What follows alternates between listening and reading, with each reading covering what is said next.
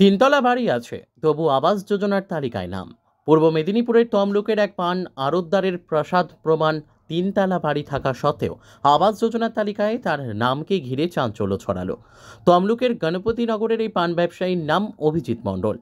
Super চেকিংয়ে ওই আবাস উপভোক্তার বাড়ি দেখে চমকে যান স্বয়ং পূর্ব মেদিনীপুরের জেলা শাসক। তারপরেই তমলুকের বিডিওকে এই উপভোক্তার নাম বাদ দেওয়ার নির্দেশ দিলেন জেলা শাসক। তৃণমূল দাবি করেছে বিজেপি চক্রান্ত করে তাদের সমর্থক ওই পান ব্যবসায়ীকে বদনাম করতে এই কাণ্ড ঘটিয়েছে। একটা পেল্লায় বাড়ি রয়েছে দেখছি, কিন্তু আবাসের তালিকায় আপনাদের নাম এলো কিভাবে? আমাদের যখন এটা অ্যাপ্লাই করা হয়েছিল তখন সেটা ছিল 2018 সাল। তখন আমাদের আর্থিক অবস্থা এতটাই খারাপ ছিল যে তখন নুন আনতে পান্তা ফুরায় যাকে বলা হয়। কারণ হচ্ছে পুকুরে যখন মা শাক তুলতো, এমনকি মুসুরির ডাল খাওয়ার মতো যোগ্যতা ছিল না। সেই টাইমে আমাদের ব্যবসা এতটাই তলানিতে ছিল যে লোকের কাছ থেকে ধার দেনা করে চালাতে হয়েছে। সেই টাইমে তখন এতটাই আর্থিক অবস্থা ছিল যে খারাপ ছিল যে একদম পলিথিন দিয়ে বাড়ি ঘর ছিল। এমনকি তারা একটা সময় খুব কষ্ট করেছে। আর আমাদের এই যে বাড়িটা হয়েছে, বাড়িটা রীতিমতো 1 বছরও এখনো হয়নি। এই বাংলা মাসে অগ্রহায়ণে পড়লে 1 বছর হবে। এই যে আমরা যে প্রথম পঞ্চায়েতে আমাদের ইনকোয়ারি করতে আসছিল, তখন আমরা না করে দিয়েছি যে আমাদের এই বাড়ির দরকার নেই। আর আমরা আবাস যোজনায় যখন দিয়েছিলাম তখন আমাদের আর্থিক অবস্থা এতটাই তলানিতে ছিল যে তখন আমাদের সত্যিই ঘরটা প্রয়োজন ছিল। আর এখন এত বছর পরে রীতিমতো 6 বছর হতে চলে, যেখানে মানুষের তো আর্থিক অবস্থা একটু উন্নতি ঘটতেই পারে। এখানে লোন টোন যা কিছু হোক করে যে ব্যবসাটা একটু দাঁড়িয়েছে, দাঁড়ানোর পর এই বাড়ি ঘরটা করা হয়েছে। যেহেতু বললাম 1 বছরও হয়নি, তার রিসেন্টলি ঘরটা করা হয়েছে। আর যতবারই ইনকোয়ারি করতে আসুক না কেন, আমরা ততবারই না করে দিচ্ছি। কেন আমার স্বামী, কেন আমার বাবা, কেন যদি আপনারা না করে থাকেন তাহলে ডিএম স্বয়ং এসে তদন্ত করলেন, দেখলেন? হ্যাঁ, প্রথম যখন পঞ্চায়েতে আসছিল সবাই, তখন আমরা না করে দিয়েছি। এমনকি উনি একটা ফর্ম ফিল আপ করে নিয়ে বাবার স্বাক্ষরও নিয়ে গেছেন। তারপরে আবার যখন ডিএম আসে তখনও ওনাকে সাক্ষাৎ আমরা না করেছি। এমনকি আমার হাজব্যান্ড কি করে সেটাও জিজ্ঞাসা করেছে। আমরা যেটা সত্যি বাস্তব কথা যে আমাদের পানের ব্যবসা, সেটাই আমরা করি বলা হয়েছে। আর দেখুন, এখানে তো কোনো কিছু বলার নেই, যেটা সত্যি সেটাই তো বলবো।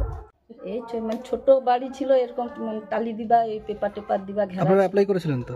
হ্যাঁ, করা হয়েছিল। তারপরে তো এই ব্যবসা তখন পুরো বন্ধ হবার। এই বাড়িটা কবে তৈরি হয়েছে? এই 1 বছর এখনো হয়নি। আমরা বাড়িও বিক্রি করে দিয়েছি আগে, এই বাড়িটার আগে। তাহলে যখন আপনারা এই বাড়ি তুলেছেন তখন তো আপনাদের তালিকা থেকে নাম বাদ দেওয়ার কথা। হ্যাঁ। আপনারা কি বাদ দিতে চেয়েছিলেন? হ্যাঁ। তাহলে স্বয়ং ডিএম কে এসে বাদ দিতে হলো কেন? এবার সেটা তো আমি বলতে পারবো না। আমরা এখানে যখনই আসছে আমরা তাদেরকেই না বলে দিচ্ছি। আমরা তো ওর মধ্যে আমরা তো কিছু জানি না। আপনার নাম? কাজল মণ্ডল। দেখুন, তমলুকের উত্তর সোনামুড়ির গণপতিনগরের যে আবাস যোজনা দুর্নীতির ঘটনা, এটা কোনো নতুন ঘটনা নয়। এই ধরনের ঘটনা পশ্চিমবাংলায় অকাচারে ঘটছে। আজকে 20,000, 30,000, 50,000 টাকার বিনিময়ে ঘর পাইয়ে দেওয়া হচ্ছে। সেটা কতলা বাড়ি আছে তার উপরে নির্ভর করে না, কে কতটা কাটমানি দেবে তার উপরেই তালিকায় নাম থাকবে। আর বিজেপির নামে যে অভিযোগ করা হচ্ছে যে তৃণমূলকে বদনাম করার জন্য নাম রেখে দেওয়া হয়েছে, আজকে ওই অঞ্চল, ওই গ্রাম বিজেপি কবে জিতেছে? তার আগে থেকে 2018 সাল থেকে এই ব্যক্তির নাম কিসের ভিত্তিতে ছিল? আজকে বিজেপি ক্ষমতায় এসছে, গ্রামে পঞ্চায়েত পেয়েছে বলে বিজেপি নাম বাদ দেয়নি তৃণমূলকে বদনাম করার জন্য, ওই ব্যক্তিকে বদনাম করার জন্য। এটা সম্পূর্ণ ভিত্তিহীন। আজকে সবাই জানতে পেরে গিয়েছে। আজকে যদি ক্ষমতা হস্তান্তর না হতো 2023 সালে, তাহলে ওই ব্যক্তি ঘর পেত, এবং যে তৃণমূলের নেতারা ওই ব্যক্তির নাম লিস্টে রেখেছিল তারাও তাদের বকশিসটা পেয়ে যেত। এখন ধরা পড়ে গিয়েছে। আজকে স্বয়ং লজ্জা লাগে ডিএম সাহেবকে এসে এই ধরনের তৃণমূলের যে নোংরামি, তাকে কাটাতে হচ্ছে। এটা বাংলার ক্ষেত্রে লজ্জা। সর্বত্রই এই ধরনের ঘটনা ঘটছে। আমি যতদূর খোঁজ নিয়ে দেখেছি, উনি গরিব ছিলেন, তখন আবাস যোজনায় ওনার নামটা ছিল। যে কারণে হোক মানুষের ভাগ্যের পরিবর্তন হয়। উনি পাকা বাড়ি করেছে সত্য, অবস্থা ফিরেছে সত্য। সাধারণ মানুষও বলছে যে পরিশ্রম করে উনি একটা দারিদ্রতার সঙ্গে লড়াই করে একটা জায়গায় পৌঁছেছে। উনি স্বতঃস্ফূর্তভাবে ওনার নামটা কাটার জন্য প্রধানকে বলেছে, সবকে বলেছিল। কিন্তু দুর্ভাগ্য যে তৃণমূল কংগ্রেস অঞ্চলটা আমরা দখল করতে পারিনি, সামান্য মার্জিনে আমরা হেরে গেছি। বিজেপির নেতারা এই আবাস যোজনায় নাম আছে দেখি তৃণমূল কংগ্রেসের এই যে আবাস যোজনার দুর্নীতি প্রমাণ করার জন্য নামটা কাটেনি। জেলা শাসক মশাই উনি তদন্ত করে নাম কেটে দিয়েছে।